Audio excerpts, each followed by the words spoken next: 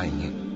جو لوگ اللہ پر ایمان نہیں لاتے اور آخرت کا انکار کرتے ہیں، میں نے ان کا مذہب چھوڑ دیا ہے اور میں اپنے باپ دادا ابراہیم اور اسحاق اور یعقوب کے مذہب پر چلتا ہوں۔ ہمیں شایع نہیں ہے کہ کسی چیز کو اللہ کے ساتھ شریک بنائیں۔ یہ اللہ کا فضل ہے ہم پر بھی اور لوگوں پر بھی، لیکن اکثر لوگ شکر نہیں کرتے۔ اے میرے قید خانے کے رفیقو، بھلا کئی جدا جدا آقا اچھے یا اللہ جو اکیلا ہے سب پر غالب ہے؟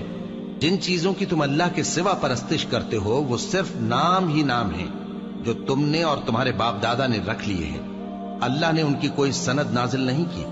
سن رکھو کہ اللہ کے سوا کسی کی حکومت نہیں ہے۔